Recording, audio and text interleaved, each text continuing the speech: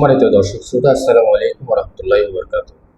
আমাদের স্টুডিওতে রয়েছেন কক্সবাজার জেলা প্রেস ক্লাবের ভাইস প্রেসিডেন্ট সাংবাদিক এমআর আয়াস রবি। উখিয়া উপজেলা তথা টেকনাফের হিউম্যান ট্রাফিকিং এবং যে মাদক, গুম, রাহাজানি বিভিন্ন বিষয়ে সব কিছুর ছামারে আমরা ওনার থেকে সংক্ষেপে জানার চেষ্টা করব। আসসালামু আলাইকুম, কেমন আছেন আপনি? ওয়ালাইকুম আসসালাম রহমতুল্লাহি ওয়া বারাকাতুহু। হ্যাঁ, আলহামদুলিল্লাহ ভালো আছি। আমাদের স্টুডিওতে আপনাকে স্বাগত জানাচ্ছি। ধন্যবাদ আপনাকে। যে হ্যাঁ, ধন্যবাদ আপনাকে।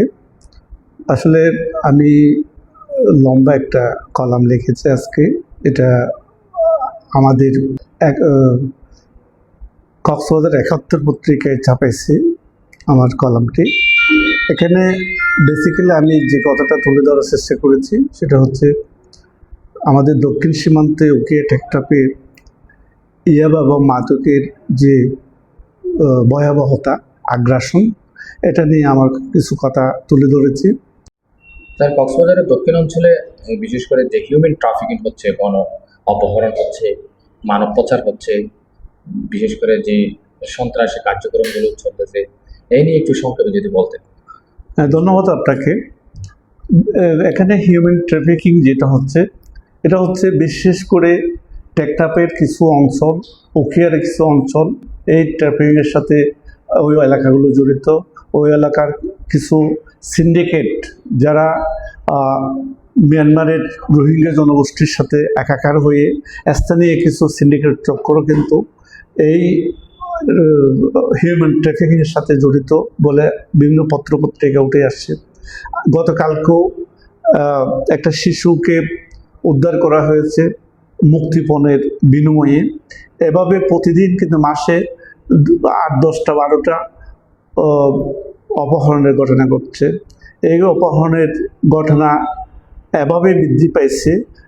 এখন দেখা যায় উখিয়ার বিভিন্ন অঞ্চল থেকে, যেমন বালুকিয়া থেকে শুরু করে, বালুকিয়া একটা শিশু মুসাইবা নামক একটা শিশু ১ মাসের কাছাকাছি হয়ে গেছে, এখন উদ্ধার হয় নাই।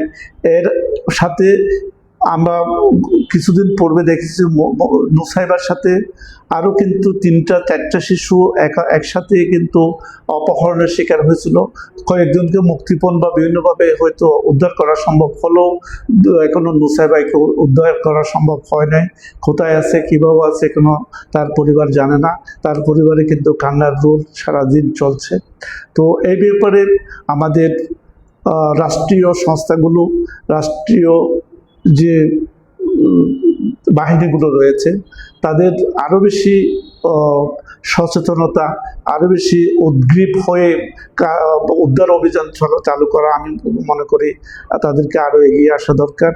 এবং এখানে আমাদের প্রত্যন্ত এলাকা থেকে, আগে আমরা শুনতাম রোহিঙ্গা অধ্যুষিত এলাকায় কিন্তু হিউম্যান ট্রাফিকিং হয়, বিভিন্ন দিকে মালয়েশিয়া বা বিভিন্ন এলাকায় নিয়ে যাওয়ার জন্য অনেক ক্ষেত্রে জোর করে তাদেরকে ওই বিভিন্ন জাহাজে তুলে নিয়ে যাওয়ার একটা প্রচলন ছিল।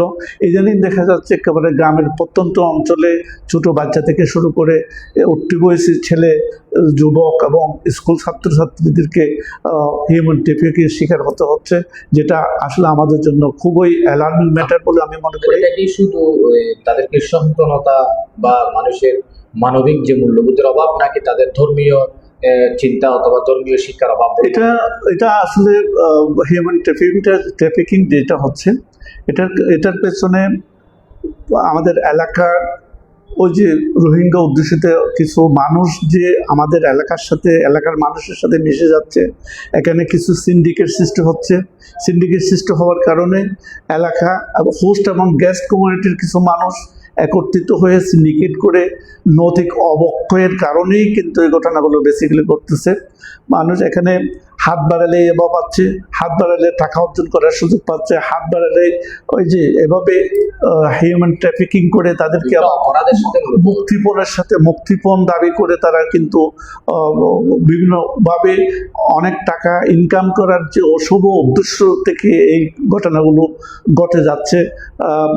আবার বেসিক্যালি টেকনাফের কিছু পাহাড় আছে, যে পাহাড়গুলোতে লোকালয় থেকে মানুষকে ধরে নিয়ে গিয়ে ওই পাহাড়ে গুহায় বিভিন্নভাবে তাদেরকে আটকে রাখে, তাদেরকে নির্যাতন করে, অনেক ক্ষেত্রে হত্যাও করে, ওরকম রেকর্ডও আছে। তাদেরকে বিভিন্নভাবে নির্যাতন করে তাদের কাছ থেকে মুক্তিপণ আশা করে নিয়ে নেয়। অনেক ক্ষেত্রে যেটা হয়, আমাদের আইন শৃঙ্খলা রক্ষাকারী বাহিনীর কাছে ইনফরমেশন গেলে পরে তাদের অঙ্গহানি বা জীবন নাশের থাকার কারণে তারা কি করে, অনেক ক্ষেত্রে আমাদের আইন শৃঙ্খলা রক্ষাকারী বাহিনীকে ইনফরমেশন না দিয়ে তারা বিভিন্নভাবে তারা কি করে মুক্তিপণ দিয়ে তাদেরকে উদ্ধার করার চেষ্টা করে। আমরা ইদানিং দেখেছি আমাদের উখিয়া টেকনাফের মাননীয় সাংসদ, টেকনাফে 2টা এবং উখিয়ায় 1টা পুলিশ ফাঁড়ি দেওয়ার জন্য সরকারের কাছে ডিও লেটার দিয়েছেন। আমরা এই পুলিশ ফাঁড়ির সাথে সাথে আমরা মনে করি পুলিশ ফাঁড়ি দিয়ে শুধু এই হিউম্যান ট্রাফিকিংটা বন্ধ করা যাবে না, আমাদের সচেতনতা বৃদ্ধি করতে হবে। সাথে সাথে যারা এটার সাথে ইনভলভ তাদেরকে স্ট্রংলি তাদেরকে প্রতিকার যদি না করে, প্রতিরোধ যদি না করে, এভাবে শুধুমাত্র পুলিশ ফাঁড়ি দিয়ে তাদেরকে হিউম্যান ট্রাফিকিং থেকে রক্ষা করা কঠিন হয়ে যাবে। তারপরেও মন্দের ভালো হচ্ছে, উনি আমাদের মাননীয় সংসদ, উনি দায়িত্ব নিয়েছেন, বেশি দিন হচ্ছে না, ওদের শর্ট টার্ম উনি যে দায়িত্বটুকু দেখাচ্ছেন, আমরা ওদের ভবিষ্যতে আশা করি উখিয়া টেকনাফ হিউম্যান ট্রাফিক মুক্ত হবে, ইয়াবা মুক্ত হবে এবং আমরা এখানে স্বস্তিতে ভালোভাবে নিঃশ্বাস নিতে পারবো। আমরা হয়তো আগামী 6 মাস 1 বছরের ভিতরে শুনবো উখিয়াতে আগে যেরকম হিউম্যান ট্রাফিকিং ইয়াবার স্বর্গরাজ্য ছিল, এগুলো থেকে আমরা মুক্তি পেয়েছি। আমাদের বর্তমান সরকার এই বিষয়ে ভালোভাবে উদ্যোগী হয়ে উদ্যোগ গ্রহণ করবেন, আমরা আশাবাদী। ধন্যবাদ আপনাকে। ধন্যবাদ।